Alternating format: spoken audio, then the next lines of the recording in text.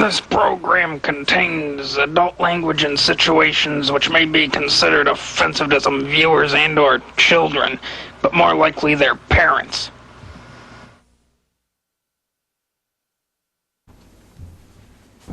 What's up, people? It's Dragonlordfrodo. Like Justin Trudeau. Alright. So, hi Gravy. So, I have this idea in my head. Pretty much what's going on is I'm really fucking fed up with the music scene in Buffalo. And it kind of dawned on me. What the fuck just happened? It kind of dawned on me earlier, a couple days ago, and you know, somebody on my Facebook is in the metal. He's from Buffalo, and he's always posting, you know, posts from bands that are doing shows, like some of the bigger bands like Deicide and you know, bands like that, and they never come to Buffalo. And you have to remember something, that back in like the early 90s, and back in the early 90s and like even into like the like maybe early to mid 2000s, even like the early, you know, 2010s, there was a lot of bands that would still come to Buffalo, with some of the bigger bands. I mean, it's been going away little by little, but right now, as far as metal goes, the only bands that really come these days, like, you got Cannibal Corpse that comes, okay. You got, like, Guar that comes, okay. But that's about it. You got these local bands that play, and they're good. But it's nowhere near as big as it was in the early 90s. When Buffalo gets bands like fucking Napalm Death and fucking, you know, what's the other ones I saw? They had like fucking Death and Napalm Death and Carcass. Carcass came a couple of years ago and they were great. But I guess the only reason that they came here is because their Toronto show got canceled for some reason. That's the only reason that they came to Buffalo, and I saw them and they were great.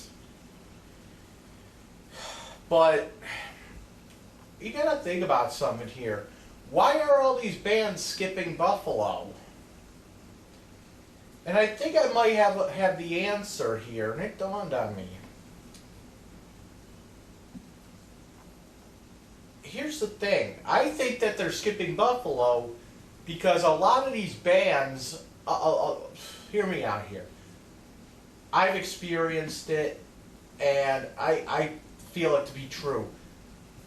The Buffalo metal scene is run by a bunch of fucking douchebags. I'm not afraid to admit it. Okay? They are run by some grade A motherfucking douchebags in Buffalo. Like, for example, I got banned from a lot of these shows. Why? Because I dared to speak up on their douchebaggery. Okay? Like, I was called out.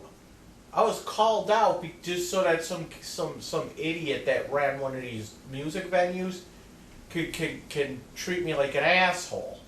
Clint Carr. I was banned because Clint Carr was going after me. Remember that?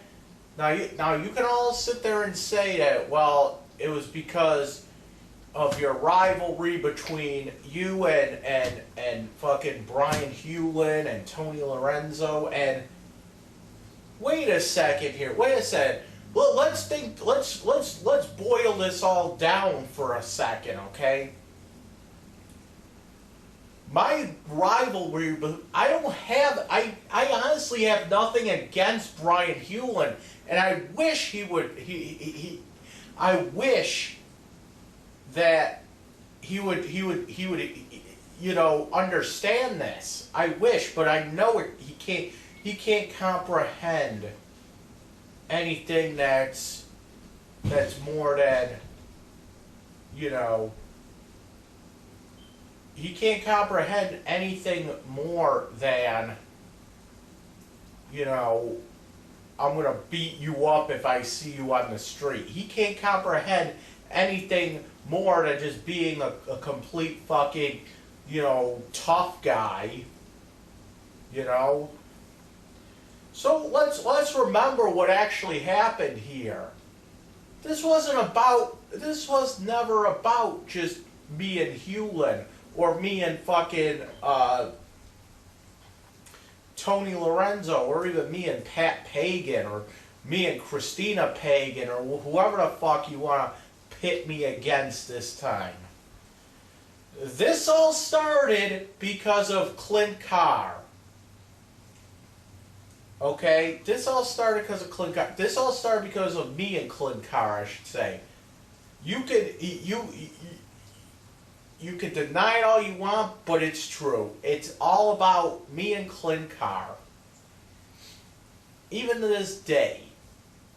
Because you know what happened? He was making fun of me online. And yeah, I know it sounds, ooh, you're making fun of you, big deal. Yeah, but it is a big deal when he's over there.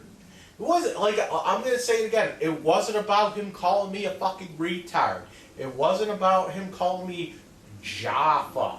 It was all about he was actually going around saying that I stole that guitar. He was going around calling me a pedophile and all this other shit. For what reason? Because he wanted a fucking laugh out of me? That's the only reason? Because he thought that he was superior to me. He thought that because he didn't have Asperger's or whatever, that he was superior, and everybody else got a big fucking laugh out of it. I call him out on it, and everyone starts ganging up on me. Oh, don't go after Clint. And nowadays I do know why. It's because he was giving these bands and promoters, you know, cheap, you know, places to fucking put on shows. And I get it. I will say, I will give Clint credit that he is probably the man that got a lot of these bands, you know, semi-big. He was one of those. He's one of the guys. I will give him credit. But that doesn't mean that you get to go around, and I will call you out. I don't care how big you made these bands. They're not even that big. But you know what? You know what? It got their name out there. People were showing up for these shows. And unfortunately, you know, he had to be a douchebag. He's one of those guys that, okay, he's like a Harvey Weinstein, except for, you know, he has all this fucking clout, and he uses that clout in order not to get women like Harvey did, but to, you know, make fun of Jaffa. Can you imagine can you imagine all the fucking pussy Clint could have been getting had he focused his attention on, like, getting girls as opposed to getting a cheap laugh out of quote unquote defective retards? Could you imagine? Could you imagine the fucking that guy would have got so much fucking pussy, and you know what? I wouldn't fucking blame him. But no, he has to have the wall of balls, which is just nothing but dicks on a wall. Okay. Yeah. But anyway, you know, regardless of what he's into, regardless of his sexuality or whatever the hell you want to say, he was a real douchebag. Okay? And I'm not afraid to say it. So, he was a douchebag with clout. That's what I'm going to say right there. It's like if you say something about Harvey Weinstein, he will ruin your ass, even though you're saying something that's true about him. Oh, yeah, I fucking, you know, tried to rape like 50 women. But so what? You're not getting that fucking movie deal now. Okay, you know what I'm saying? He's like that. But, and you know what? He did have a pretty good fucking thing going on too. He knew how to play right into these band's hands. You know what I'm saying? So anyway,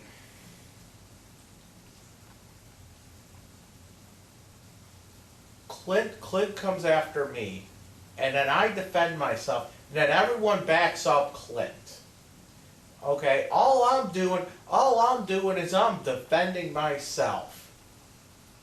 And in the process, you have fucking Brian Hewlin coming after me. Don't talk shit about Clint. Coming after me, you got Tony Lorenzo. You know, because I don't know what the fuck. You know, whatever. So now, it's not just about me and Clint. It's about me and Clint and all these other people trying to back up Clint because, you know, Clint can't fight for himself. Meanwhile, on my side, I have pretty much no one, and I'm fending these people off with a fucking stick. It's like one man against all, you know what I'm saying? And that's about it. So I believe that a lot of these bigger bands won't come to Buffalo because they know that. Well, here's the thing: a lot of these places shut down too. A lot of these clubs shut down, and I believe the reason they shut down is because here's the thing: douchebags in the fucking scene, in the music scene here, want to ruin it. So it discourages people from going to the shows. If people aren't going to the shows, clubs lose money, bands lose money, whatever. And then they shut down these shows, and it's just a ripple effect. So how the fuck do we fix this? It's simple. You get rid of the fucking douchebags. And you're asking yourself, how are you going to get rid of the douchebags in the Buffalo music scene? Well, I thought about it, and I know how you can get rid of these douchebags. Or, you know, it's either get rid of them or, you know, make them, you know, make them change their ways. Wake these people up so that they know that they're single-handedly killing the scene. Excuse me, I gotta check my Lovejoy mail, and then I'll come back to my plan in action. Let me just check my food here, and then I gotta go check my Lovejoy mail.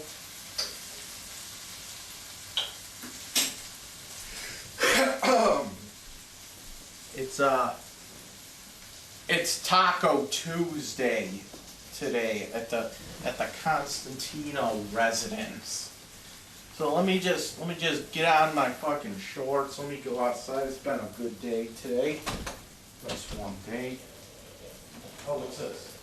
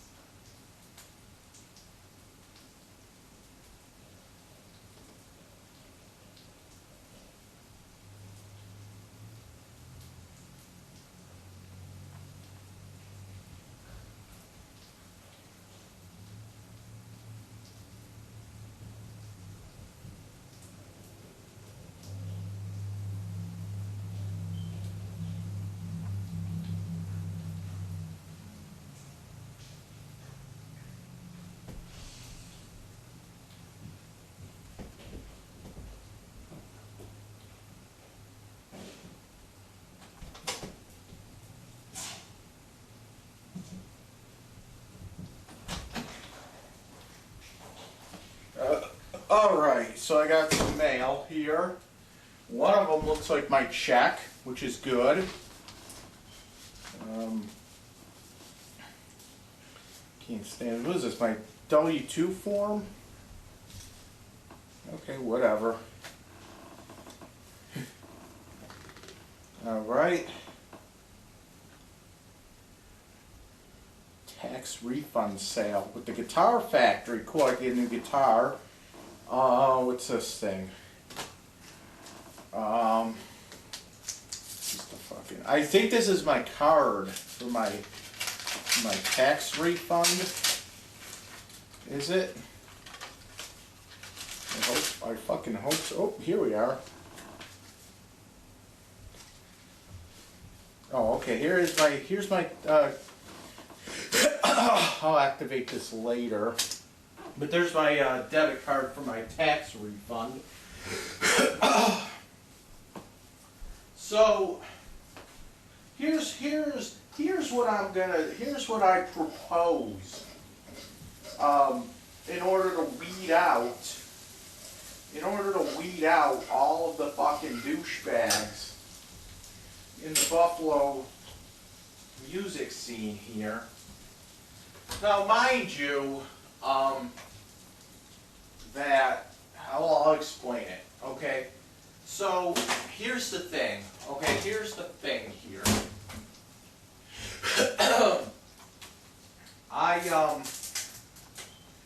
Whenever I get quote unquote booted from a show,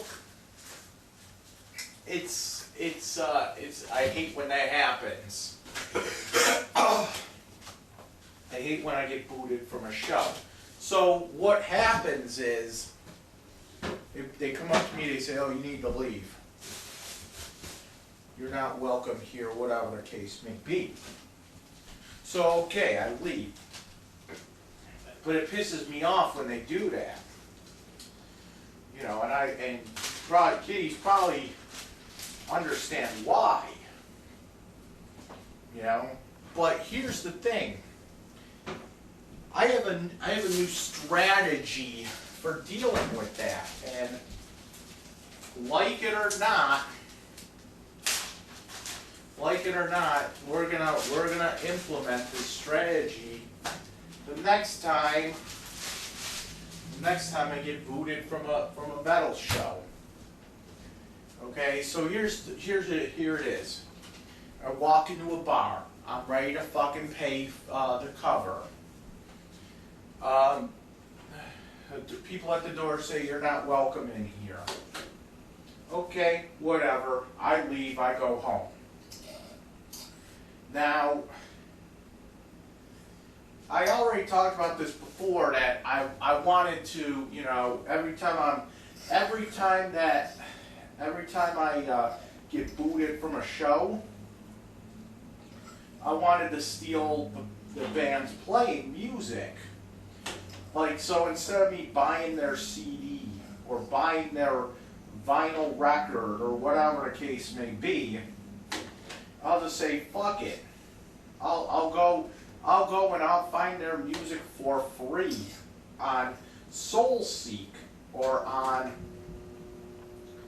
find it on SoulSeek, or I'll find it on BitTorrent somewhere.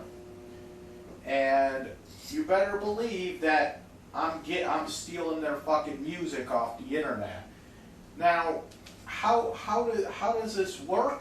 Well, the thing is that these bands that you know, that are, you know, that play, they're not very big bands. Okay, so they don't make a lot of money. they don't make a shit ton of money. Okay, so any like record sales or whatnot that they make, they need. So every time I steal their music, I'm gonna share the shit out of them. I might even go as far as to steal their fucking music off like fucking SoulSeek and like upload it onto fucking YouTube or something. Okay? I might even go as far as that. Or on a BitTorrent site. You know? What this actually does is it sends a message to the bands and to the club owners that, hey, listen, I don't like being booted from shows. Therefore, I'm hurting you where it hurts you the most, in your wallet. And it sends a message to them. It may seem like a douchebag move on my part, but hey, there's consequences to everything. Right? Right. Now don't think that I'm the only one that does this shit too. Okay? Because we all know that Mike Dolce, okay, whatever the hell his name is, Valgalder, he has a lot of shit on his SoulSeek. In fact, I downloaded almost like 400 fucking gigabytes of fucking metal from Mike Dolce. So don't give me that shit that, oh, you're the only one that's doing it. Bullshit. And he has all kinds of local bands on there as well. So he's hurting the fucking scene as well. But people like him, but because he gets to hide behind a computer screen, oh well, he gets away with it.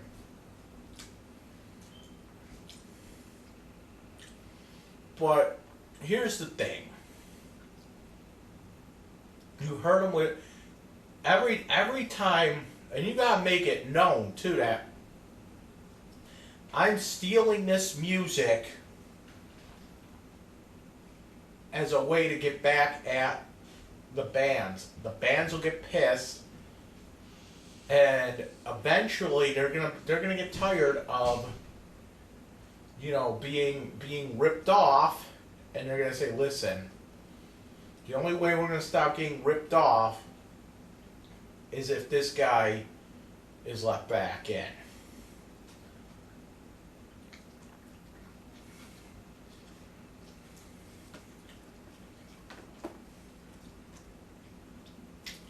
Because here's the thing, and here's the thing.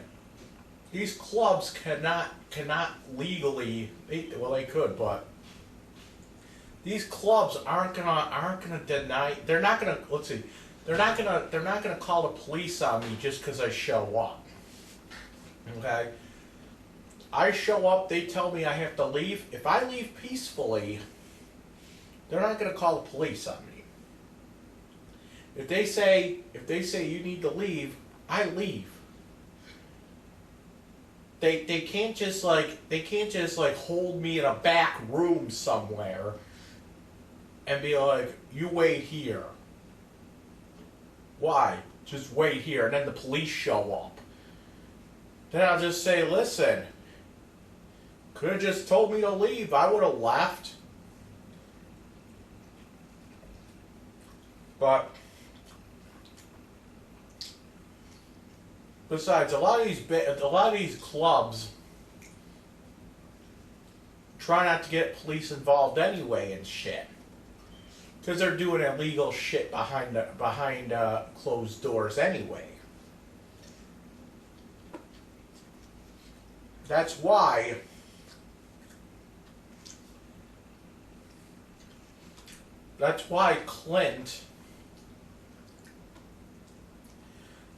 Clint wouldn't, when I quote unquote made a gun threat toward the funeral home, which I didn't, that's why Clint didn't go to police.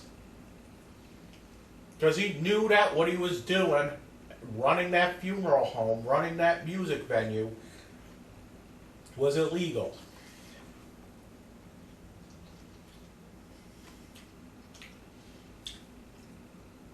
That's why he wouldn't call the police. He'd rather put a lot of people in fucking danger than to admit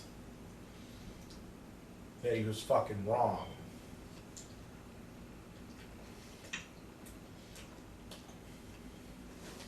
But anyway, I've talked about that. Finding out what bands are playing and then just stealing all their fucking music. But there's actually something else I'm willing to do to kind of supplement this whole thing. And that is, on top of stealing all the music, I also plan on every bar, every club that I get booted from, I'm planning on trying to take away their liquor license. And I'll tell you why.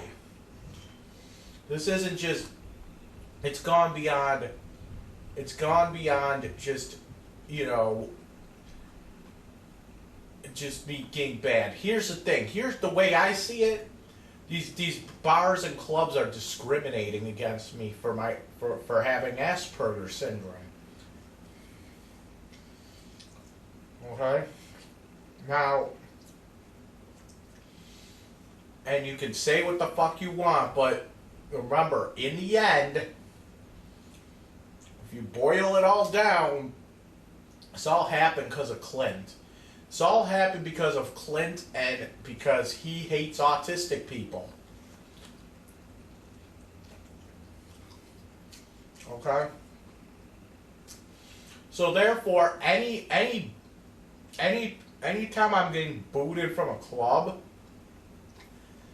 it's because I'm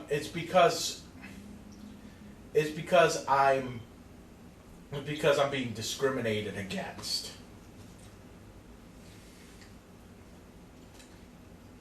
That's why.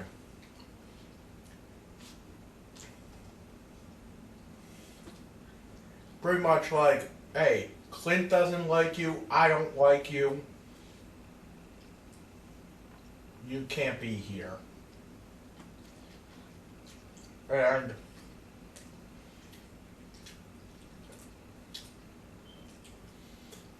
a liquor license is provided by the state, which means I'm paying, my tax dollars are going to help fund that fucking liquor license. in which that bar, that club, is discriminating against me.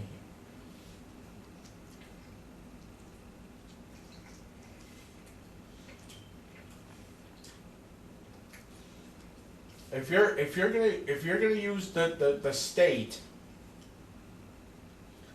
to have a liquor license, then you must allow people with disabilities into your club. You can't discriminate against that.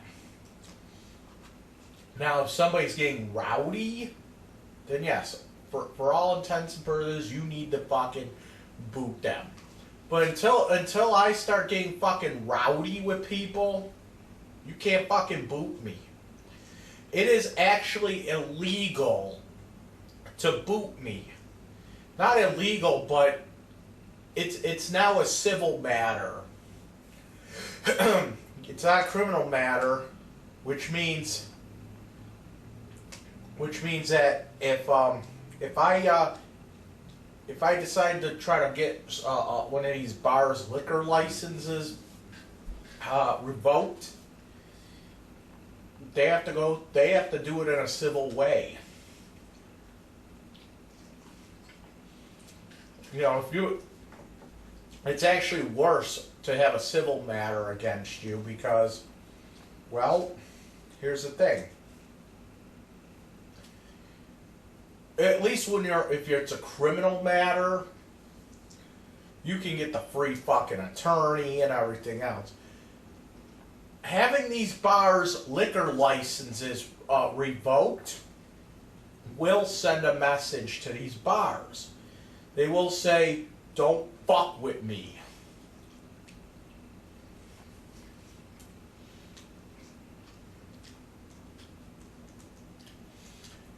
And they can't really come after me again. You know? I can't say, well, they're going to have to fight that in a civil court. Which means these bar owners are going to have to put up money for a lawyer. It's going to be messy. You know what they say? It's cheaper to keep her. And I know that has to do with marriage, getting a divorce, and paying alimony. But in reality, it's true. It's cheaper just to have me in that bar. It's cheaper to not boot me from a show. You know what I'm saying? So here's my idea. Here's my idea. This is my idea of behavior aversion therapy. You stop booting me from shows, and then I won't have to get your liquor license pulled, which will shut down these clubs. Now, what that will do is it'll wake these people up. It'll be like, whoa, he's getting bars shut down. We need to rethink what's going on here. Which means that even if a bar shuts down, another one will open up. Maybe the owner of a bar will fucking open up a new one and be like, listen, we can't afford to keep getting our liquor license pulled. So just let the motherfucker in and stop being fucking douchebags. In time, what this will do is it'll start bringing bands back. Bands will come back. More people that were being treated like shit, will start coming back to shows. And in turn, bigger and better venues will start to pop up. Bigger and better venues will now equal bigger and better bands. Okay? It's simple economics here. It's simple.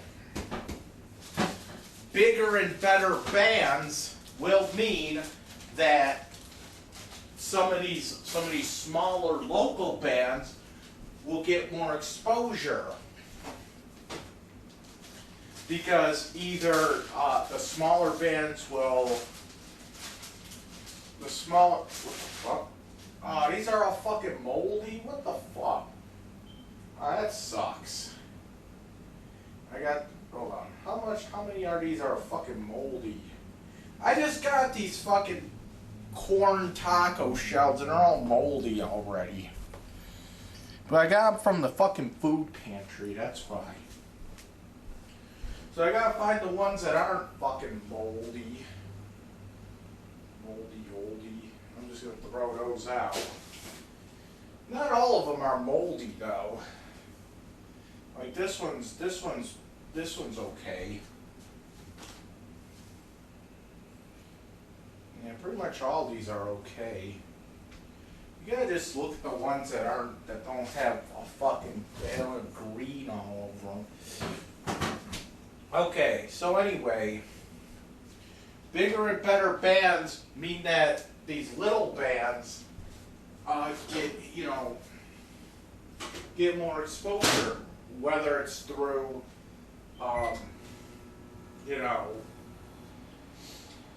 these little bands opening for the bigger bands, or even some of the people from these little bands go to the shows and hand out flyers or whatever. It gets the word around.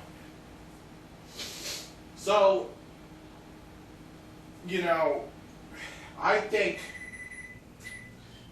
that me putting up a big stink about all this, it's gonna help a lot of the little bands. Believe it or not, this shit will help the little bands out in more ways than you kiddies think. Okay, so don't think that I'm against these little bands, because I'm not.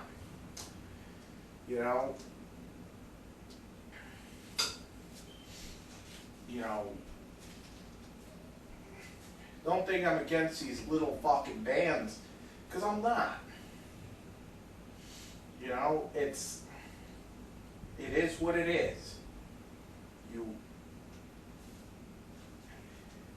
I'm actually this shit will actually help the little bands out.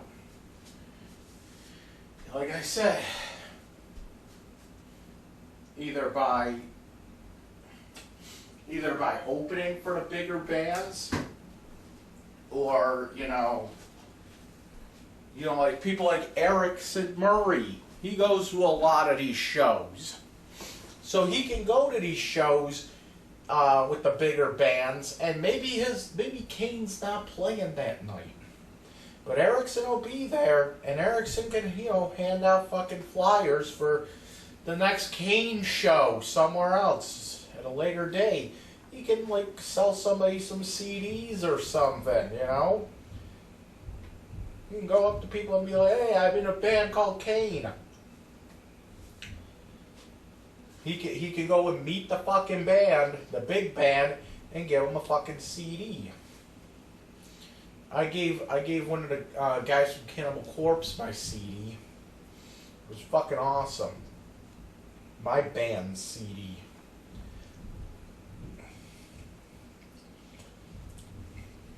So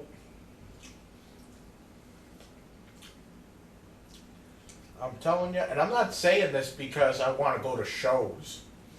I'm saying this because I don't like the fucking douchebaggery. I'm telling you, just booting me from shows isn't gonna work. It hurts the bands in the long run.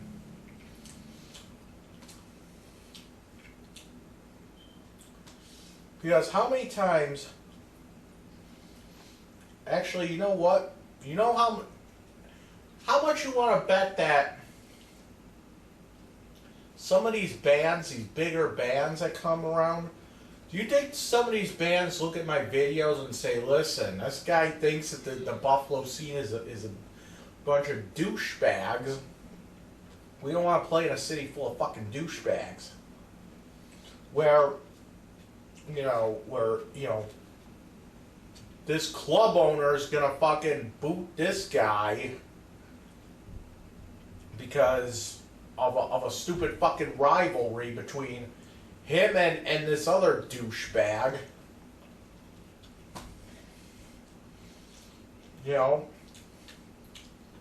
And let's face it here, let's face it. Is it really about the rivalry anymore? Let's break it down. Let's break it down here. Is it really about the rivalry? No, it isn't. Why? Well, let's break it down. Okay. I don't know when the last time I actually saw Clint was in person at a show. People say he doesn't go to shows anymore. Even when that funeral home was up and running, I've never seen Clint at any other show besides his funeral home shows. Okay?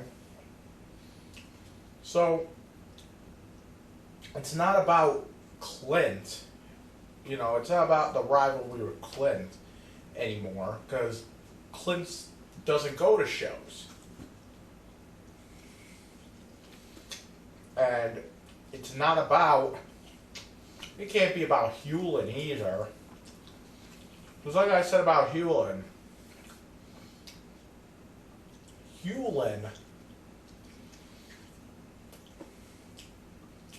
although Hewlin doesn't like me, and I understand why, but then again, he shouldn't be getting fucking involved in shit that he had nothing to do with in the first place.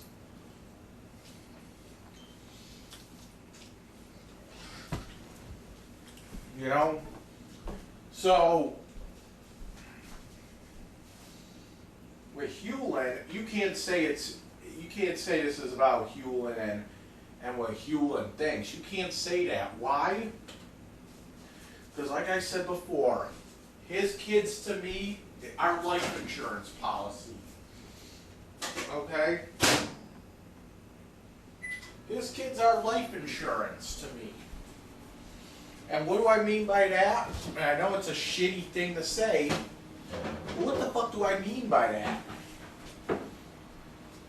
What I mean is, Hewlin's kids, okay, if Hewlin tries to come after me, like tries to beat me up or something, I will make sure he goes to jail. I will make sure that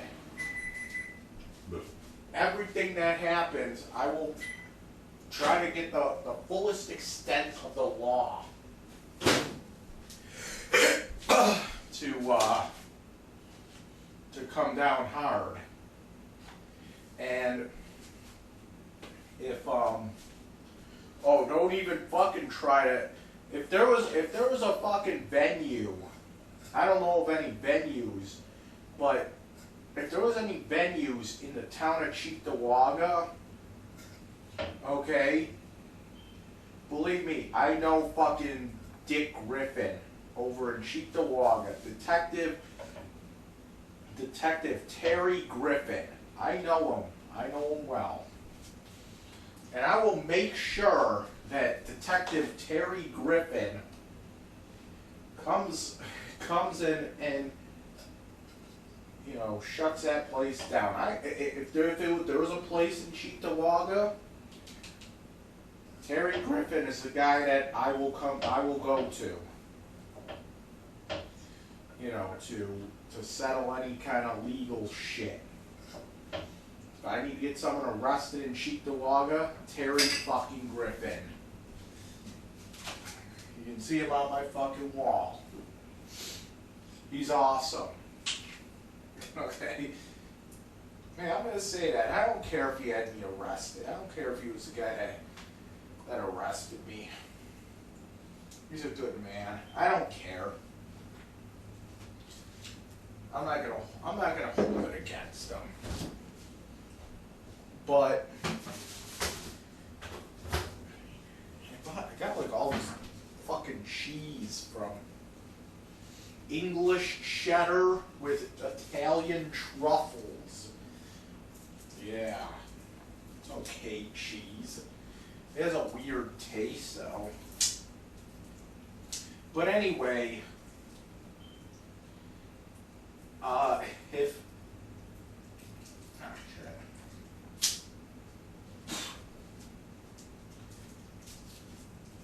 But anyway, oh shit. With Hewlin, oh man.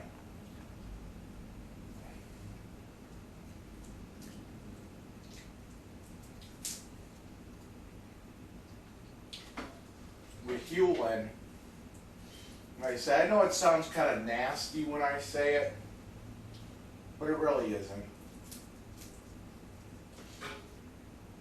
His kids are life insurance to me. He comes and attacks me, I'll have him put behind bars.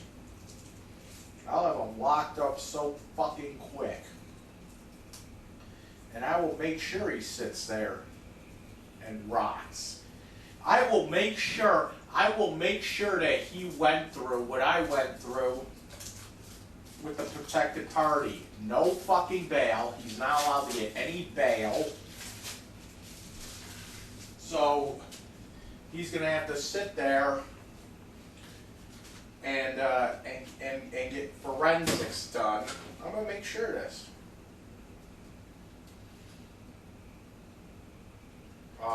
I already have fucking Pat Pagan's statement. Hewlin's fucking nuts. That's what Pat Pagan said once. So we can already back up Pat Pagan with that. He'll say, Brian Hewlin's fucking nuts. And he will destroy you. That's what Pagan told me one time. But Hewlin should know that if he goes to jail, he'll be useless to his disabled kids. Those kids who have pontocerebellar hypoplasia or whatever the fuck. You know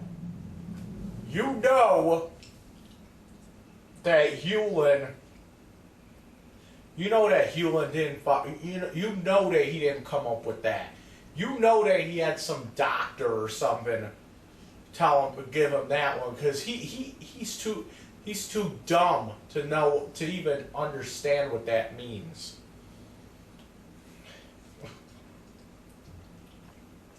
He would never come up with that term on his own.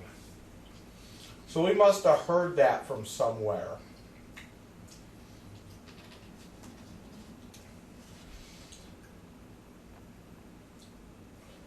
Me, I don't care. Really. But he'll be useless to his kids. If he decides to get himself arrested, to defend their honor or whatever. It's like whatever, dude.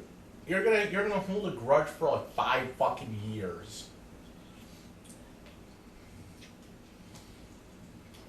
So it's all about Hewlin, because I've actually been to shows with Hewlin after the fact, and you know what?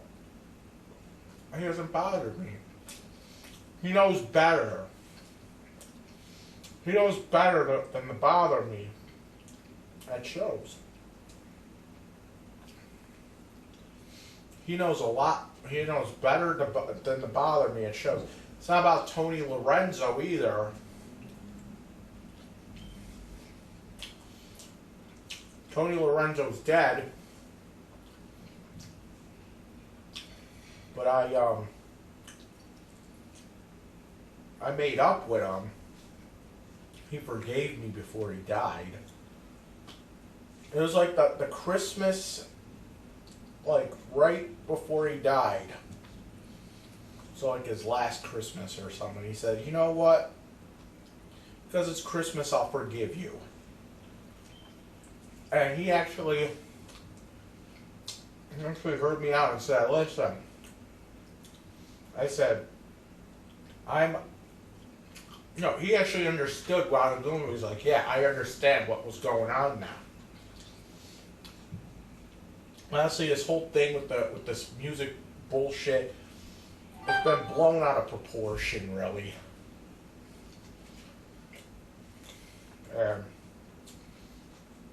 This is my way of just trying to fucking either calm your ass down or suffer the fucking consequences. Get your liquor license pulled. And I'll do it too. I'll do it. You know what? I'll do it. Just like I had the funeral home shut down. That's right. I'm saying it. Even though I really didn't get the funeral home shut down. People still think I did. And therefore, I'm sitting here playing on their beliefs. In fact, it is kind of fucking stupid.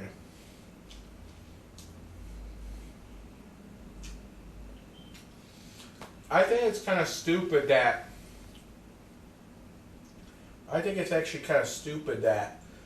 Erickson Murray won't let me at the Lair shows because he doesn't want any trouble. He doesn't want, his place to he has a place that's like the funeral home. It's like a do-it-yourself venue, a DIY. But Erickson Murray's a cool guy, unlike Clint.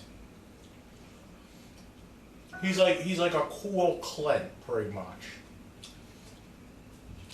But what I'm saying here, and I'm not trying to threaten. I'm not threatening the Lair. But I think it's fucking stupid that he has me banned from there.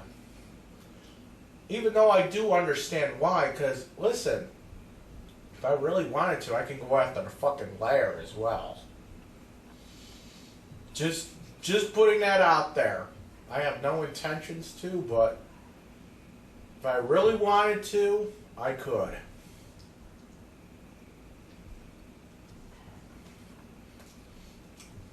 So,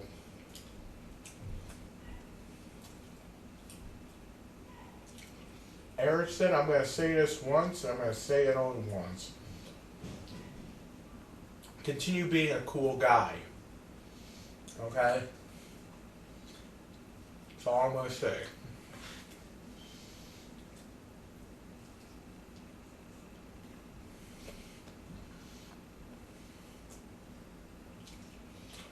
I should start with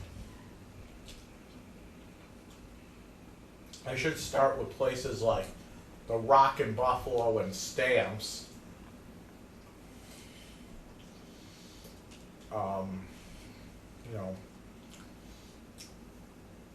Even though I have no fucking intention of going to Stamps ever, simply because it's out of my way.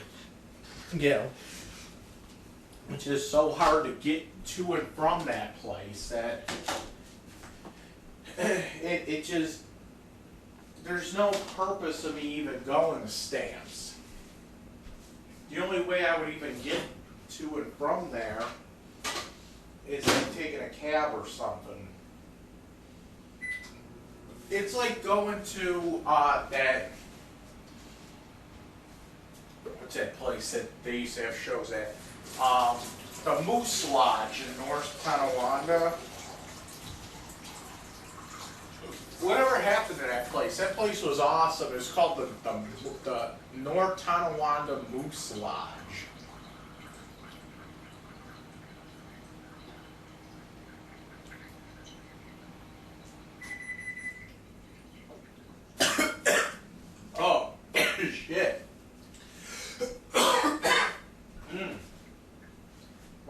even know how to get there. I always used to take a cab to and from the Moose Lodge. Whatever happened to that place? I heard that place, bands stopped playing there because there wasn't a stage or something. Like, really? Like, is the stage really that important? Yeah, we're gonna stop playing at the fucking Tonawanda Moose Lodge because we don't have a stage. There's no stage here. Who fucking cares? You know? I don't. Yeah, the funeral home had a stage.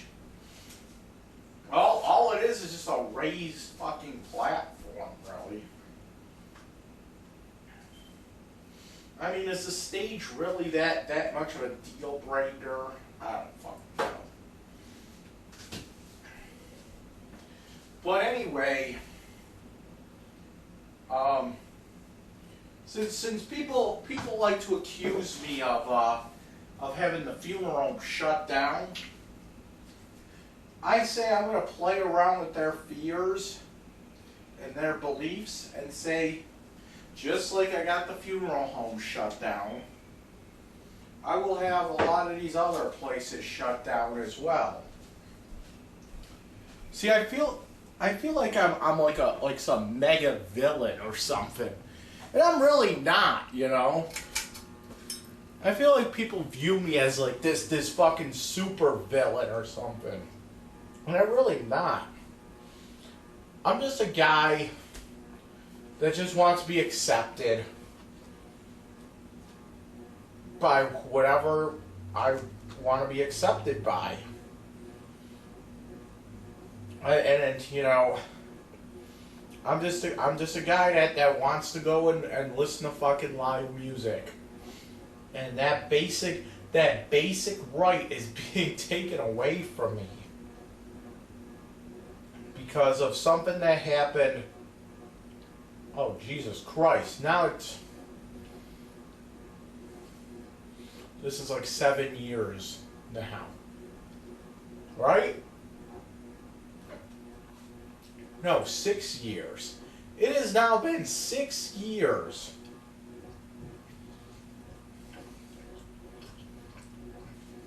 since all this happened.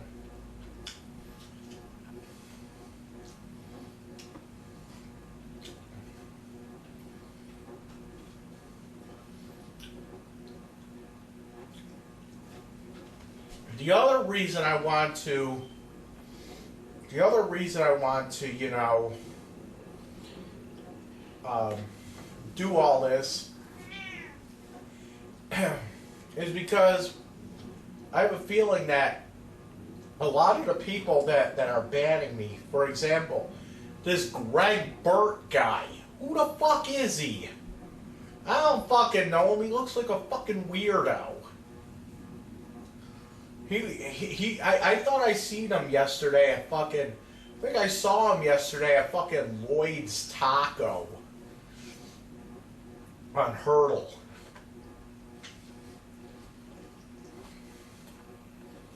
But anyway, I think he like works there or something. But the whole thing is really ridiculous. I don't know who this Greg Burt guy is, but he's judging me.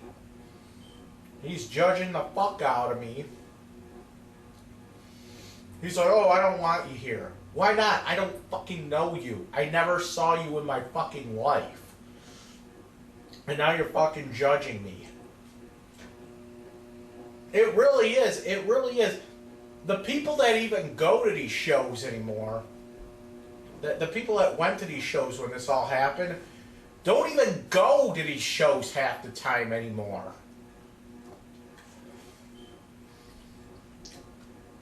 Like, when was the fucking last time you saw Jeff Wacker at a fucking show? What the fuck happened to his ass? His lack thereof ass. Yeah, that's right. I went there. But I like Jeff. I goof around about him. What happened to his lack of ass? Only his good friends know that little secret. The man has no asshole. Okay? I'll be blunt about it as much as I could. The man has no asshole. No, literally. He has no fucking asshole. How do I know this? How do I know this? He told me.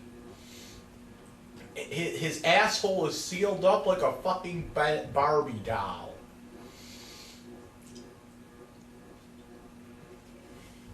So how the fuck does he shit? He has a colostomy bag. Okay? That's how he shits. He shits in a bag. Okay? Sue me. Okay? That's what he told me. Fucking. But he's a good guy. He's a good guy. Jeff Wacker. He's kind of pissed at me. He's one of those guys that doesn't really like me because of the whole Clinton thing. Even though I never went after him when this happened, like he just kind of like just stopped. He just started becoming hostile toward me simply because of Clinton. Like I'm supposed to fucking, kiss Clint's ass. That's the thing. I didn't kiss Clint's ass enough. So now the whole scene has come after me.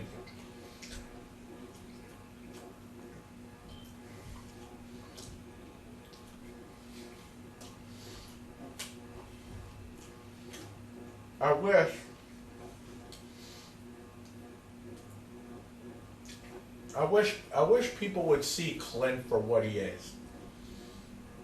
A douchebag. For real, though.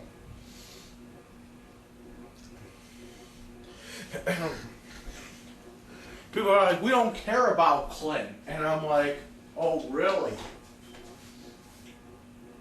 I heard that from a couple people now. We don't care about Clint. Oh, really? You don't care about Clint. But you're getting pissed at me because I'm calling him out on his douchebaggery. It's kind of funny.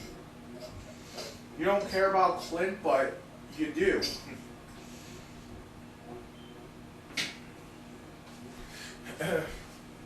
But I mean, when you really think about it, though,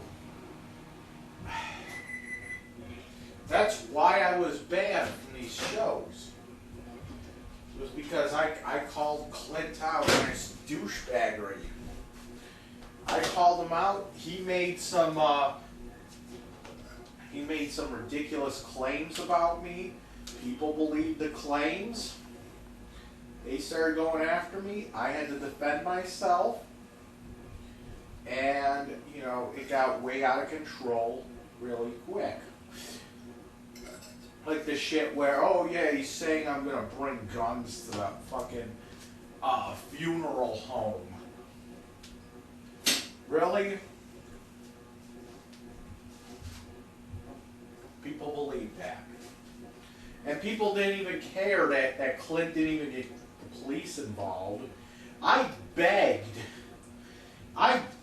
Clint to get the police involved in that. I begged him. I seriously fucking begged Clint. I said, please, get the fucking police involved then. If you're gonna make these claims about me and say that I'm threatening your funeral home, then please fucking get the police involved. and he wouldn't do it. Do you notice that the only time he had me, he only had me arrested because he had nothing to lose at that time. You notice that?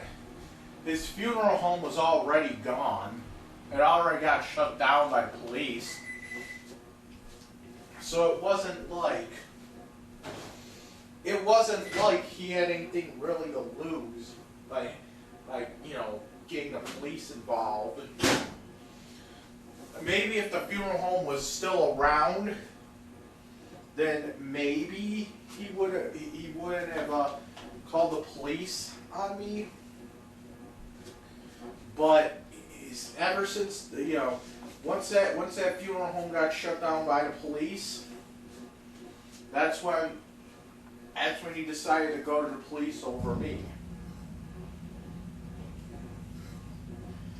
And if you remember correctly, I remember this. It took him 2 weeks to go to the police after I went to his yard sale thing. It took him 2 weeks to go to the police. I was arrested 2 weeks after. Why did he wait that long? I don't know. Maybe he was trying. Maybe 2 weeks was the time that he had to. Maybe 2 weeks was what happened. Oh, we can't get this funeral home back up and running. Sorry. And he's just like, oh, fuck it. Well, since I can't get the funeral home up and running again, I might as well go after Mike.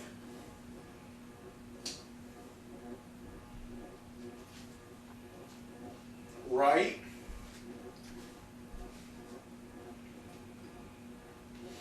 You notice that? It's because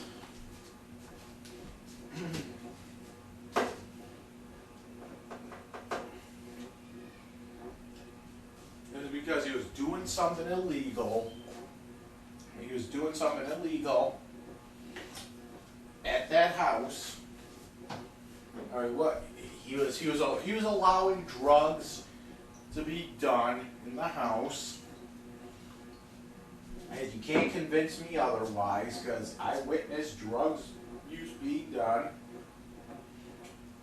There was a whole room where people would go and smoke pot. Okay? You go in that fucking room, and it's just like a big cloud of fucking pot smoke that comes at you. You end up catching a fucking buzz. You know. Hi, Gravy.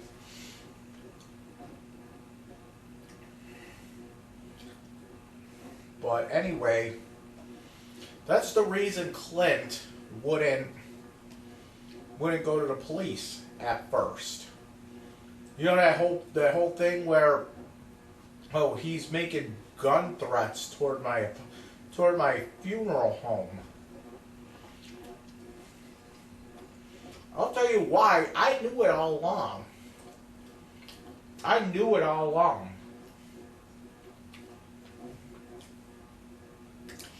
I just wanted him to admit to it.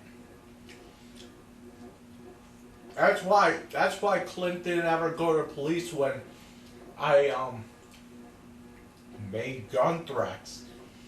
He felt he didn't want to go to the police because he knew he was doing illegal shit anyway at that funeral home. You know, having drugs at the house, or having drug use go on, having running a place with no business license or a permit for live music. He knew that would happen. He knew he would be in big fucking trouble if he did that. But it also protected him too. Because he also knew that he could say whatever the fuck he wanted. And people just believe him because people like going there. And they knew that, oh, we can't call the police because the police will find out about this place. You know? It's like, it's almost like it's almost like if you steal from a fucking drug dealer. What the fuck is a drug dealer gonna do? Call the police and say that, oh, this guy stole my fucking weed? That's exactly what it is. That's why he's like, oh, we'll deal with it ourselves. That's the whole thing. Except he wasn't actually a drug dealer. He was simply just running an illegal music venue. You know. Having bands play, no permit. Not having the place up to code.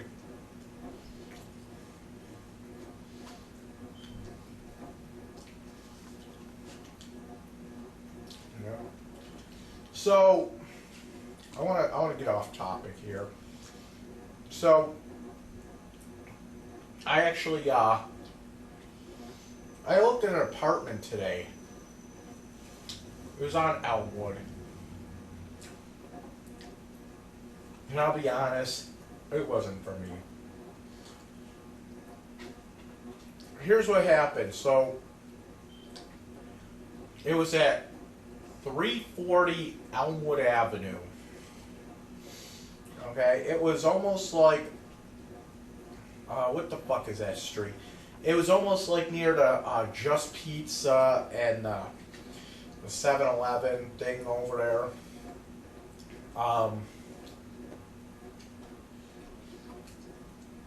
We're coming from downtown, it's like right after that. It was 340 Elmwood Avenue. Now, so I looked at this apartment, and first off, I walk in this house. It's like the guy said it was a boarding home. Okay. So I thought it was kind of weird. I walk into the building, right? And right when you walk into the building, not the apartment, but the building, you're walking into like a kitchen area. I'm like, what? I don't fucking get this. I'm like, what kind of area is this? So I guess it's like a Ryan Bruce coffin situation. Where what it is, it's there's individual apartments, but all the the building shares like a kitchen, and they also share bathrooms too. Like, what the fuck? So, oh, okay. So it's almost like a fucking group home. But no, I don't fucking get it. He called it a boarding home. So he takes me up to the apartment. Okay. When I get in there, it was a studio. I didn't know it was a studio. Going in there, okay. First of all, there was a living room that's like smaller than. This living room was smaller than what I have now. And it was a weird shape. It was like a round shaped living room. And no fucking bedroom. Okay?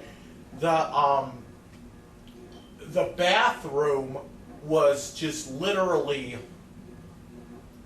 the bathroom was like a closet. You just walk in, and right there, it's just a toilet.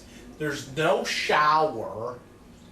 You know why? Because the shower, it's like a communal shower for, like, imagine me living in this house right now, and I have to share a bathroom with the people across the hall and upstairs as well, upper front and lower front. You know, and I had there's a little kitchen in there, but it's the littlest fucking kitchen. You cannot fit a refrigerator in there. There's no way. And a stove? No fucking way. The guy said, oh, you can't have a stove in here. God. You can't have a stove in here. It's too fucking small. You can't have a stove. So you're gonna have to get yourself a hot plate. Okay. Which is pretty much just like a block. It's pretty much just like a little fucking thing that heats up.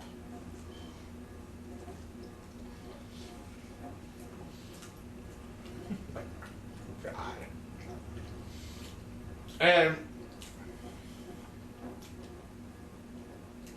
but they didn't have a fridge in there. It was just like a little fucking mini fridge.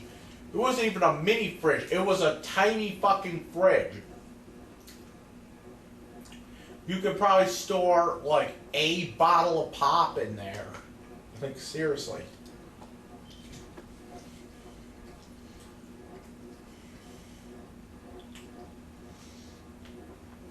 But I mean, other than that, it was clean. But I call this apartment fucking small. This apartment was like a quarter of this size.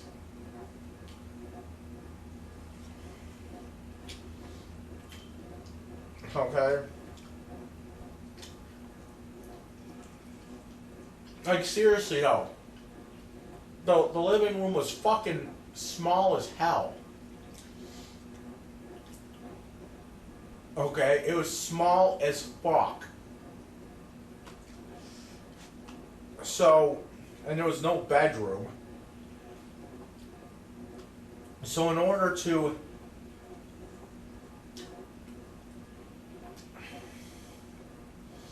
I wouldn't have room for a couch in there.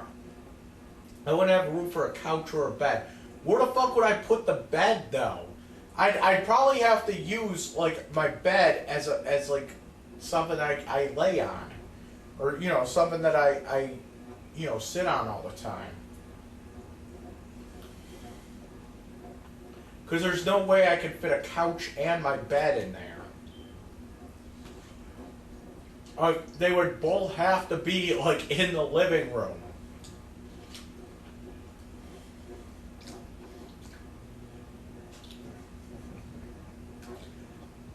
Like, no, it was just way too small.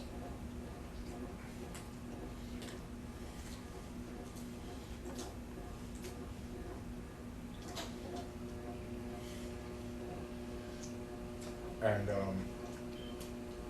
it was kind of overpriced for what it is too. When you think about it, it's kind of overpriced as well. It was $650 a month, but here's the thing: it included all utilities, and it included internet access. They had Wi-Fi in there, and that included that. So, I guess if I moved to that place, it would be a little cheaper than here, because right now I'm paying what? I think it's like $550 a month, but I have to pay. I have to pay separate gas and electric, and I have to pay internet. So $650 with everything included, including the internet. I don't know. I think it would. The only bill I would really have to pay is my cell phone bill. But whatever.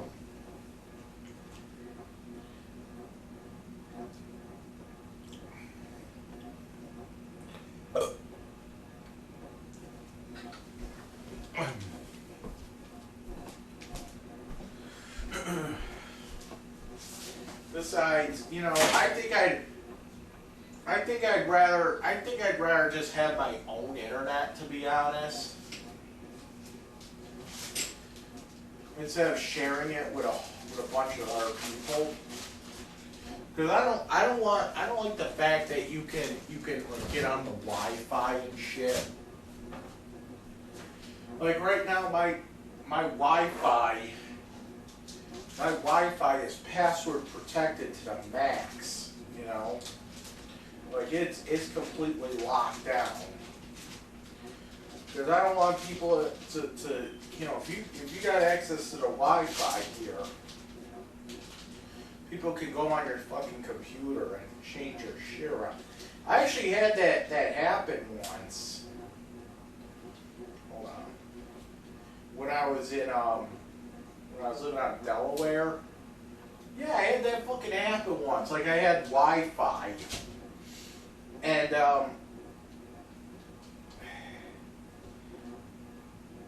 I had Wi-Fi, right? And my dumbass didn't have it password protected, and somebody else in the building at one point, they ended up, come on, seal. Somebody else in the building decided that they were able to get onto my Wi-Fi, and they ended up like changing my screen, not my screensaver, but my wallpaper. I forget what they changed it to. It was something stupid, but they changed my fucking wallpaper, and it was like I know it was somebody in the building, because I don't know, because that what happened was, because one day I think I got home from work or something, and I went on my computer, I turn it on, or, you know, I get on it, and I'm looking at the fucking wallpaper, I'm like, what the fuck, who changed my fucking wallpaper?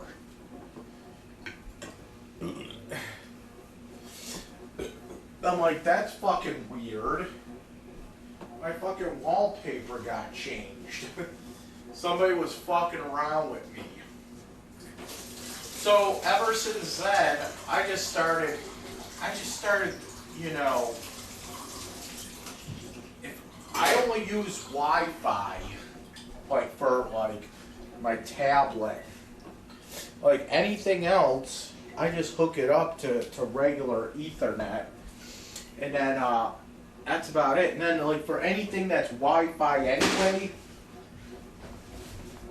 I just I password the shit out of it. Like I put like the most. I hide like the well, right now I don't hide it, but there's a way you can hide your Wi-Fi name. So the funny thing about my Wi-Fi is that I have it set to the Wi-Fi name on there right now is Yell Penis for Password. That's what my Wi-Fi name is on there. So if you go by my house and you go by my house and you try to search for Wi-Fi, you'll see something that says Yell Penis for Password. Okay? And if you know, I have not had anybody I have not had anybody come up to me and say, I have not had anybody yell penis to try to get the password from me yet.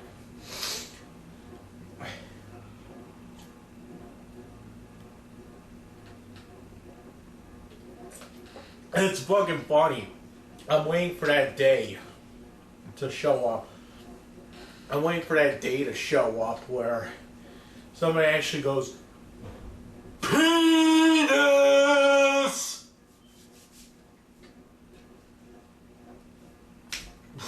You know?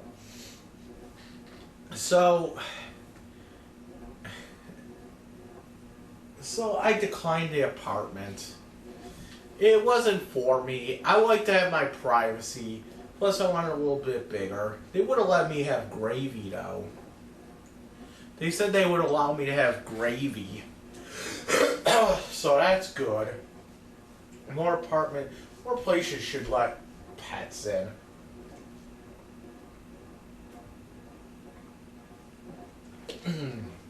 But anyway. So...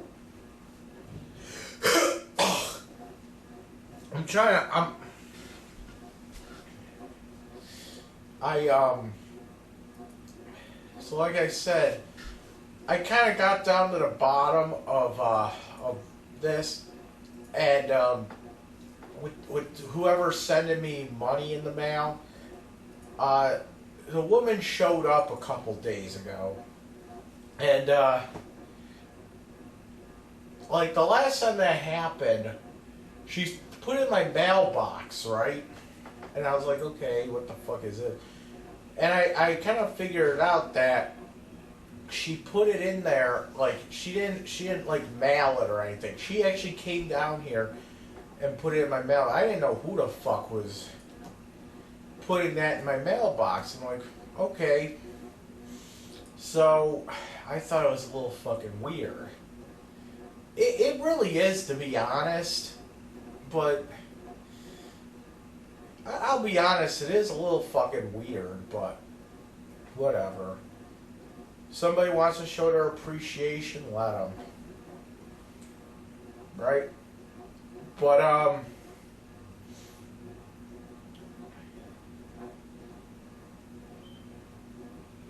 what's this? So, the other day, I'm doing a live stream, and this woman fucking rings my doorbell. And I'll be honest,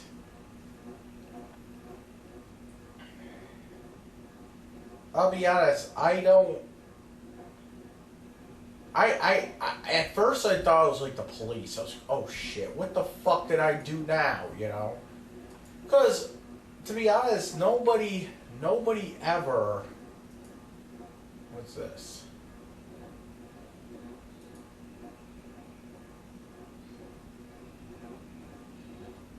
Nobody ever,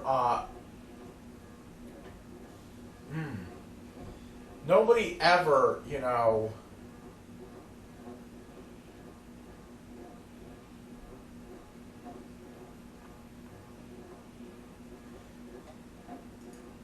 nobody ever comes here.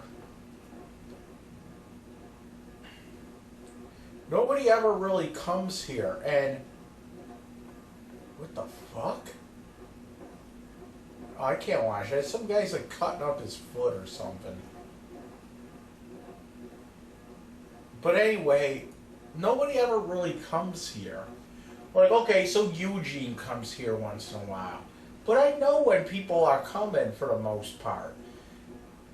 So when I'm getting a fucking visitor, and I don't know who it is, I immediately think it's the fucking police. You know?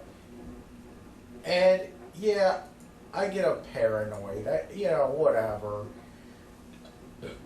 And so, I'm like, oh shit. It's the police. And right now, my fucking mind is racing. It's like, what the fuck? And I'm trying to think about, what the fuck did I do now, you know? So, I go outside, and it wasn't the police. It was some woman. I'm like, who the fuck are you? He's like, oh, I like your videos, and I just wanted to give this to you, and okay, that's cool. Now, here's the thing. Here's the thing that she said, and I kind of just remembered she said this too. When she was walking out of the door, she said something like, "I don't like the way your parents treat you. Your mom should be doing more for you, knowing that the way you are."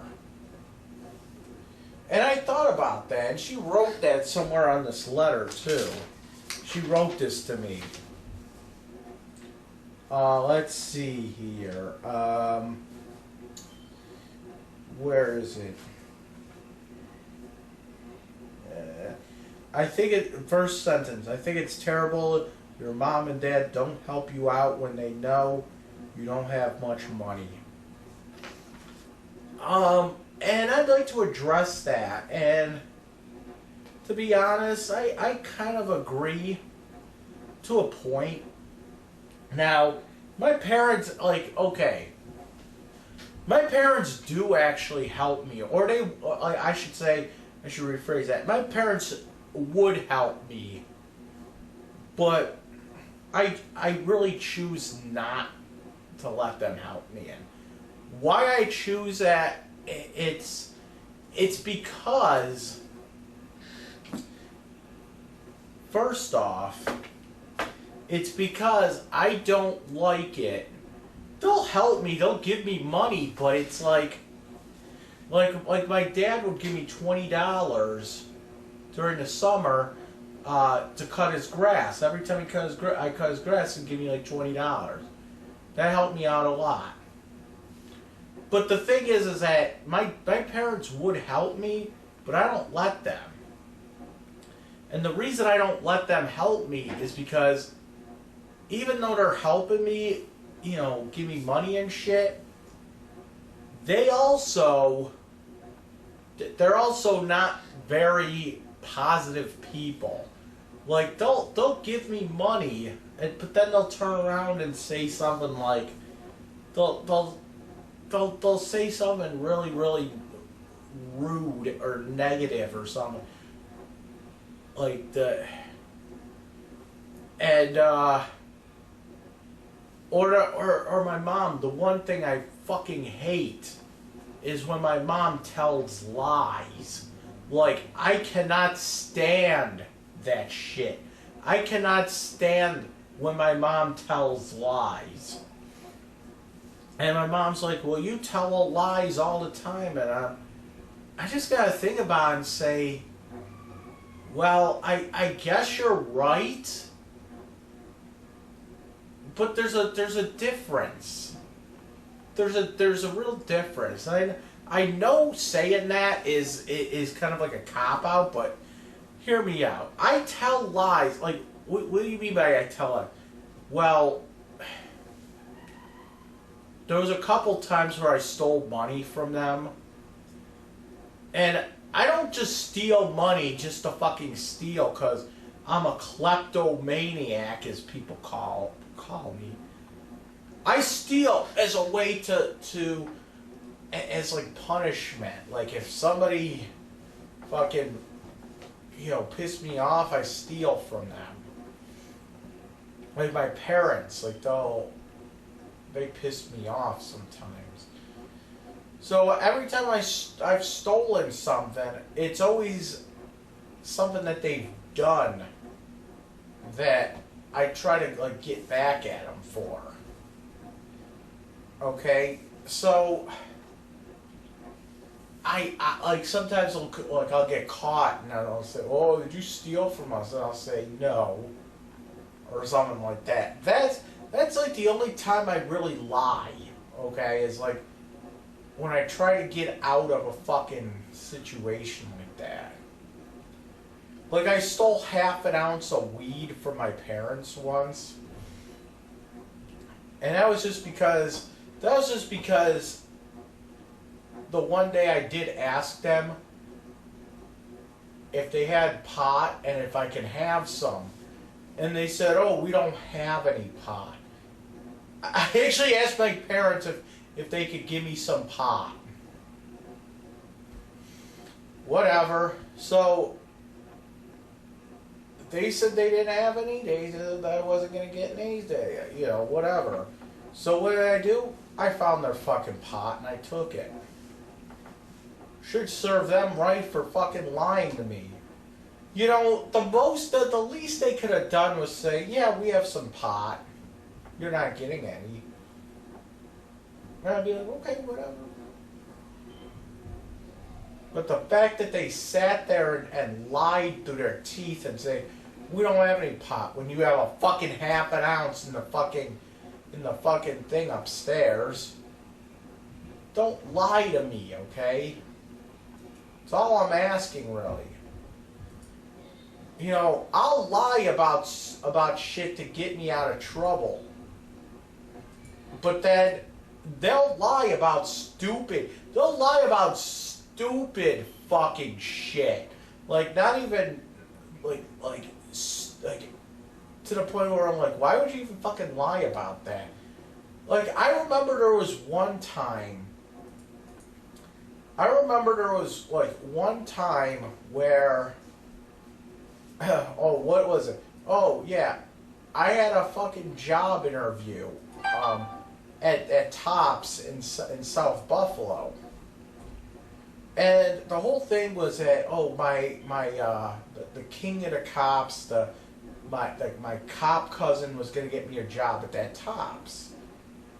But for some reason, my mom kept saying, oh, it's not him getting you a job. It's another Anthony getting you a job or whatever. But the thing is that my mom was lying, but my rich uncle was like, yeah, it's fucking Anthony. Why the fuck would my mom lie about something like that? Oh, it's not your cousin Anthony, it's somebody else, another Anthony. I'm like, then I went to the job interview and it turned out it was my fucking cousin Anthony, the cop, and it was fucking ridiculous. Like, what? Why would my mom fucking lie about that? It's like, oh my god.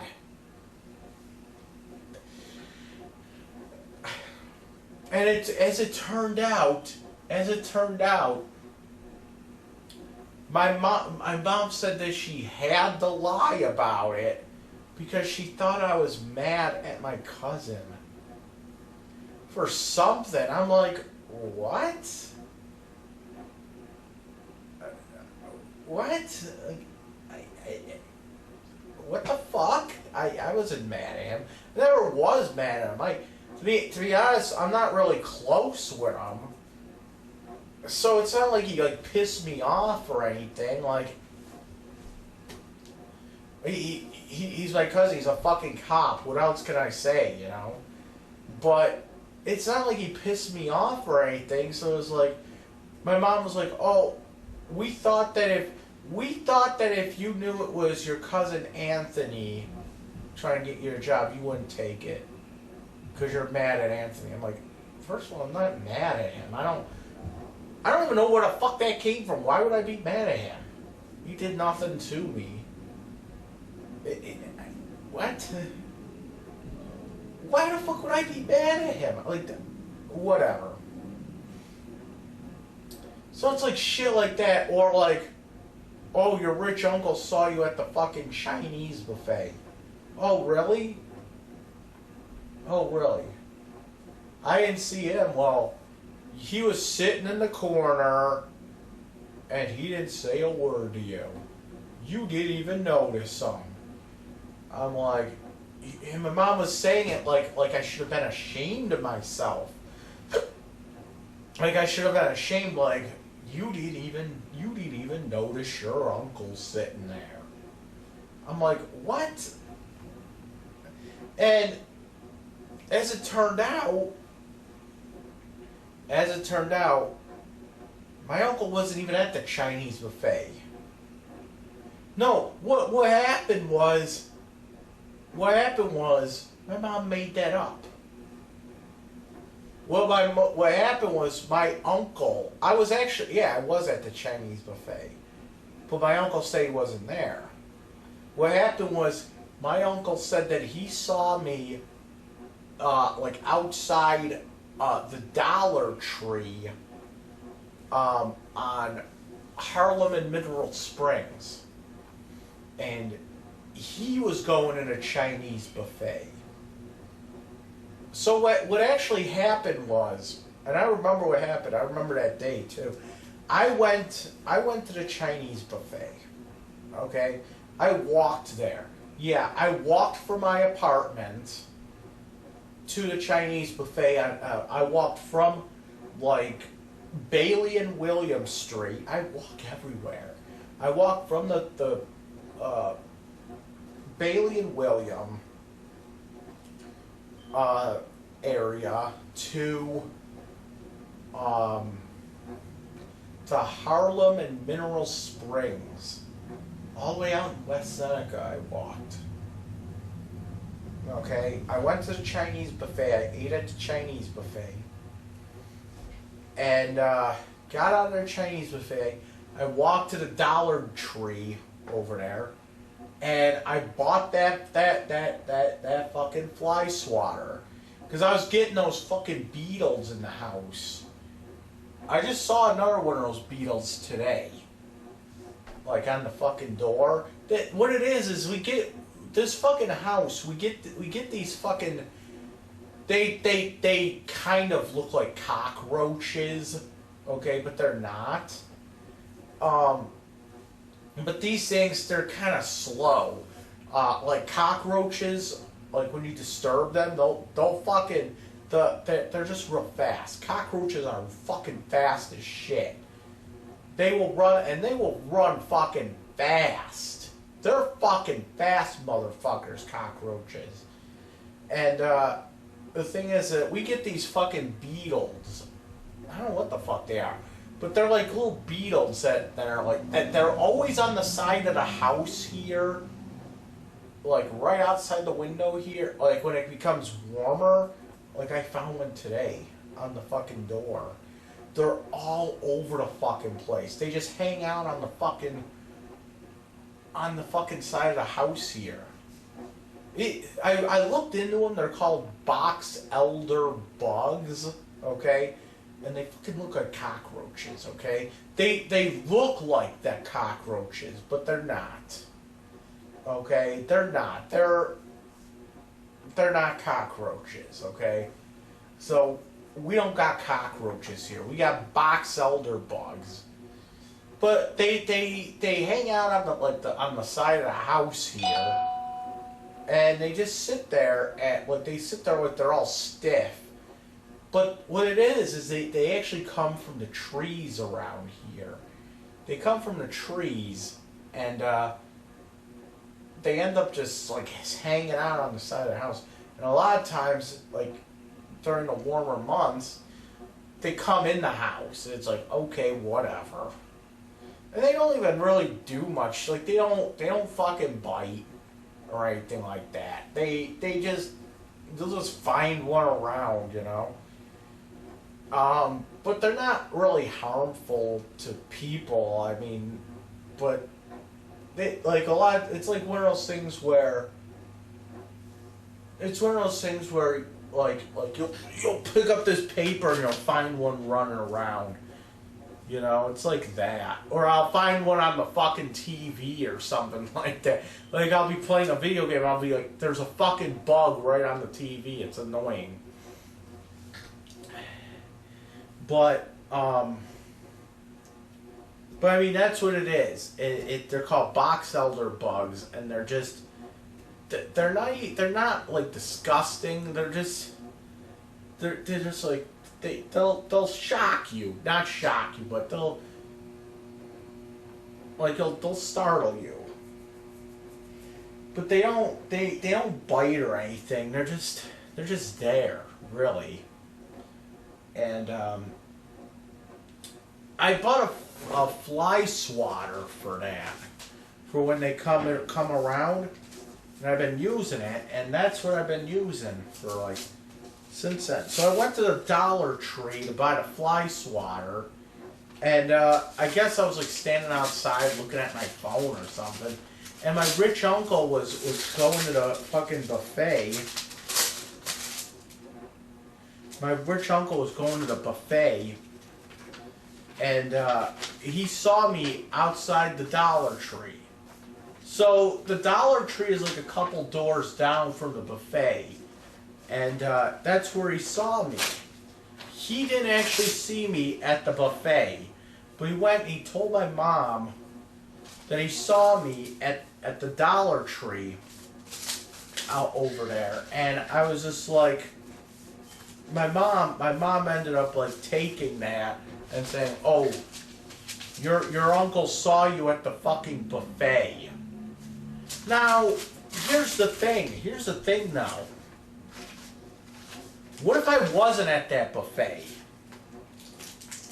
What if I wasn't over there? What if I was just at what do you call it?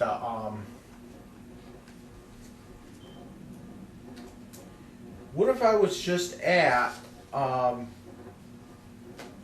Dollar Tree? What would have happened? And my mom would say, "Oh, she seen you at the buffet." What if I didn't even go to the buffet? What if I was just at that Dollar Tree and nothing more? You know? So it's ridiculous the way my mom lies. And it's like she always gets caught doing it. But it's like she doesn't care. I'm the psychotic one, right? I don't know about that one. So anyway, so this woman that's sending me money, it's like she's doing it because she feels bad for me.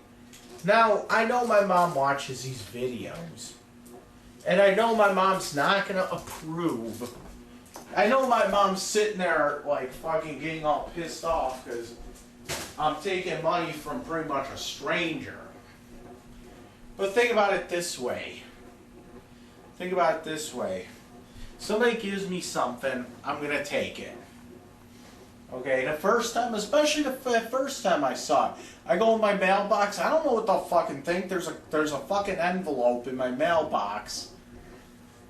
And I open up the envelope, and there's fucking money in there. I'm like, okay, with a little note in there saying that. There's a little note in there saying that you know,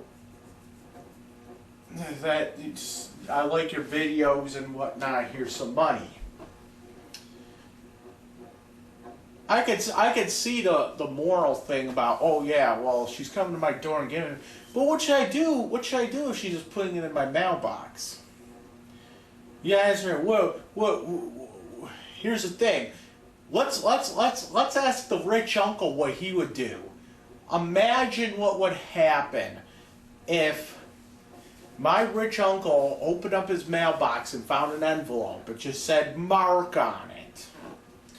And he opens up the envelope. And there was $200 in there, let's say. Would Mark keep it? He doesn't know where the fuck it came from. I don't think that Mark would throw that money in the garbage. I don't care how rich you think you are. I don't think Mark. What would Mark actually do? Would he throw that in the garbage, like the money? Because I don't know where this came from. You know, that first time, but you know, here's the thing though. We're gonna reverse this situation here. If my mom doesn't like what's going on here, here's the thing. Here's what I'm thinking. My mom doesn't like this.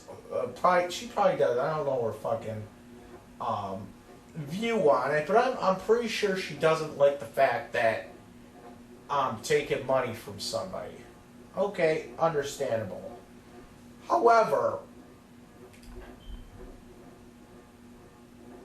wouldn't it be better if we found out why she's giving me the money in the first place? Here's the thing.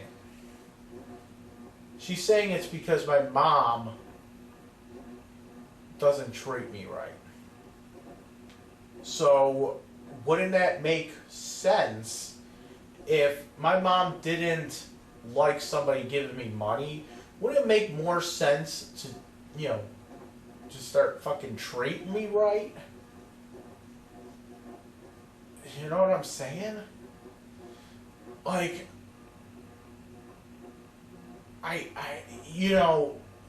not even about that, but it's getting to the point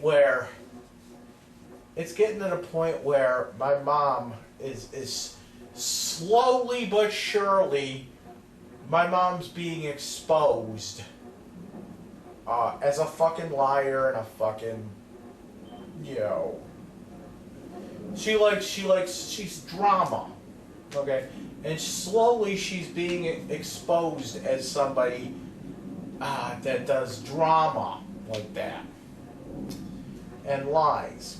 Now, prime example, the fucking police officer that came here, or not came here, the police officer that, when I called the police on my parents that one day, the officer, I actually knew the officer that went to her house, okay? I knew him. Just from the neighborhood. He was actually the officer when it was the first time I flipped the table, okay? It was the first time I flipped the table. My mom called the police on me, as a checkup kind of thing. And it was actually the officer that came here to check up on me. He came over and, he actually became a big YouTube fan of mine. I don't think he comments, but he said, "Oh, I saw your YouTube video." So, okay, whatever. I got fans. So he's actually the one that went over to my parents' house when I called the police on her. And then I ran into him maybe about a week or so ago, and I was like, okay, I haven't heard from my parents at all.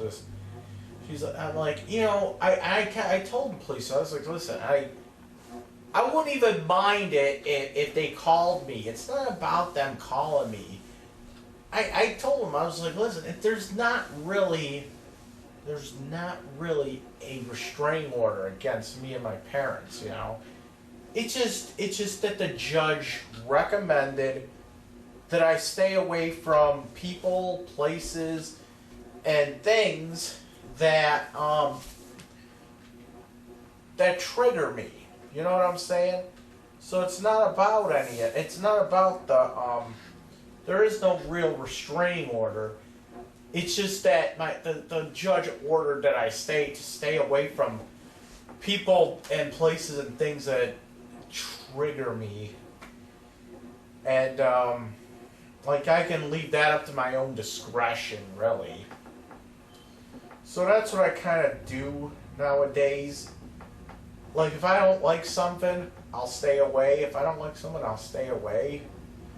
And if my parents are getting on my nerves, I'd rather just stay away from them.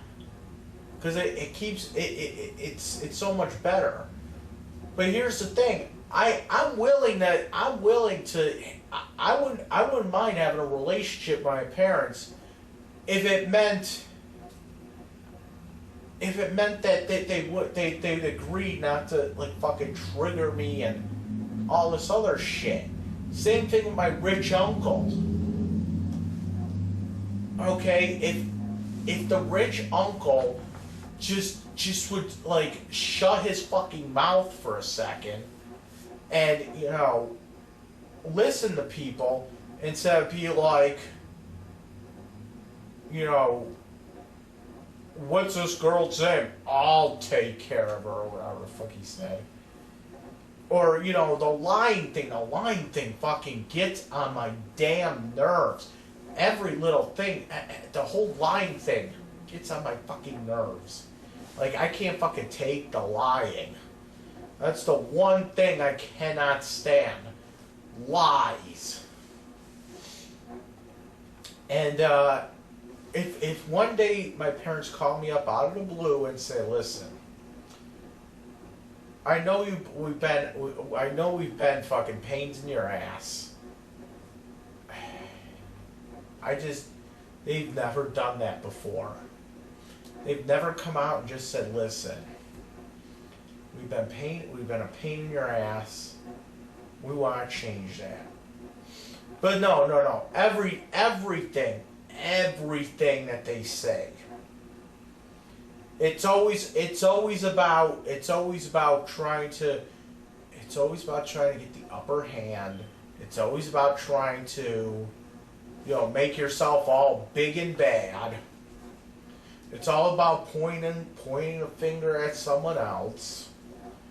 Oh, well, you're just schizophrenic. And oh, by the way, I had to go to a shrink where I go for my counseling now. I had to see the shrink a couple weeks ago. Said I had no mental illness. Said all I had was the Asperger's, it's not a mental illness. Autism is not a mental illness. It's a neurological disorder.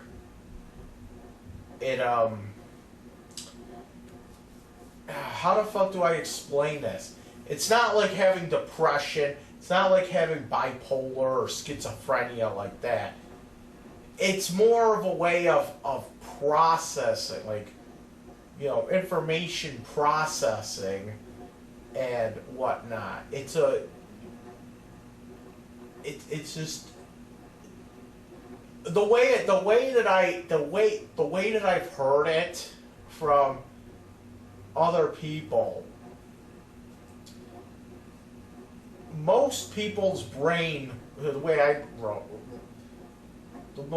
that I've heard this, most people's brains run on fucking Windows. It's like the most common operating system, right? Most people's brains run on Windows. People with autism, their brain runs on Linux.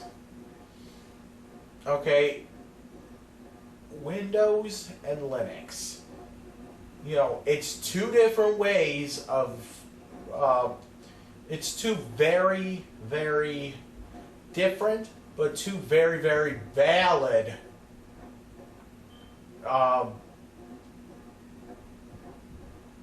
trains of thought there. So that's what I've been told. My parents' brain runs on Windows, mine runs on fucking Linux. Okay? They're two operating systems, they're very different.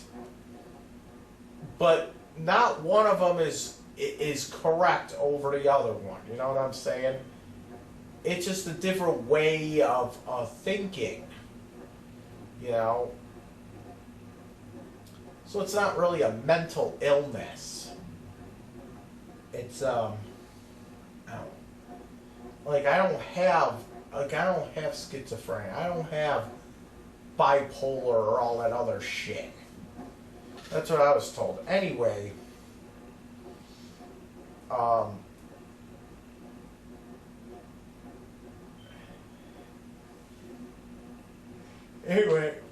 when my parents talk to me, it's never like, listen, we messed up. It's always like, oh, you're just schizophrenic.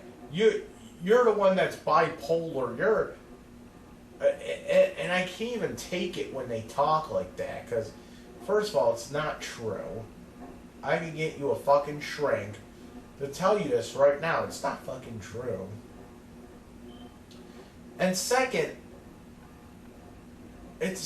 you're not really helping yourself. You're not really, helping your cause here. You're just spouting off bullshit. That's not even true, by the way. You're just spouting shit off. And it's not helping at all. So the thing is that, yeah, my parents will give me money, but then I have to hear their bullshit on top of it. So it's just like, you know what? I don't even fucking care about the money at this point. Like right now, yeah, I can move right today, and my dad will fucking put up the security deposit for it. But I don't want him to. You know why? Because I don't want to hear his fucking bullshit. And yeah, I do call him a fucking pedophile. You know, I'm gonna try to explain this one again. I haven't explained this one a million times. He is, by definition, a pedophile. Because he's making lewd, obscene comments about an underage girl. That girl on Hannah Montana, she's underage. And you're making lewd comments about her. That girl on iCarly, she's underage. You're making lewd comments about her. Saying that's a hot little girl. He may not be, you know, he may not be actively fucking going out and molesting children, but that's not really what a pedophile is. All a pedophile needs to be is somebody that looks at children like they're sexual objects. Hence my point, saying that a little girl is hot. That's all you need to know. That's all that needs to happen for him to be a pedophile. And let me say it again, it's not illegal. It's not illegal to be a pedophile. It's illegal to be a child molester, but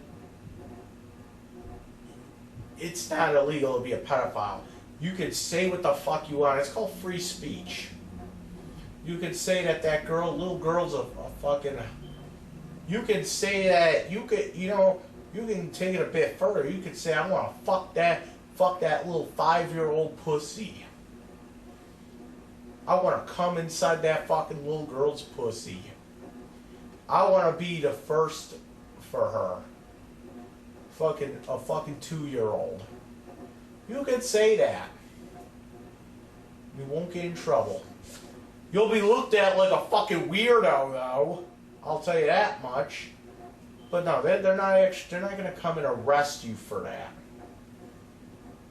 Now, if you actually just started going around and coming in little fucking girls' pussies, if you actually went around and did that, then yes, you will be called a fucking child molester, and you will get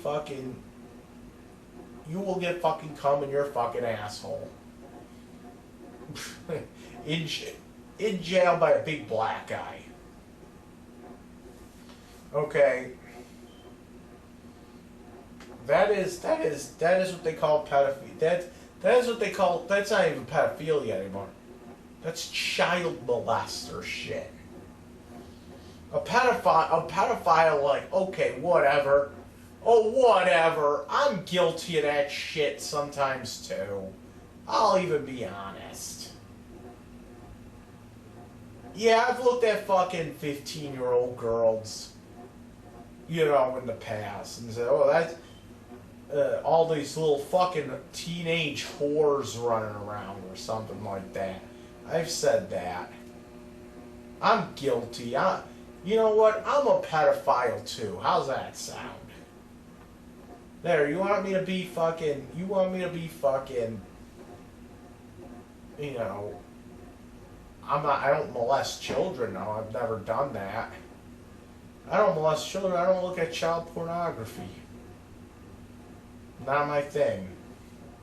But I have made lewd comments about underage girls, fucking teenage little whores, going around and eating all the fucking pizzas.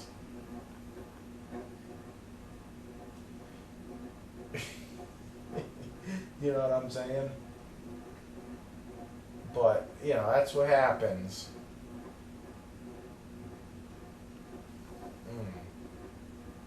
It's so fucking hard.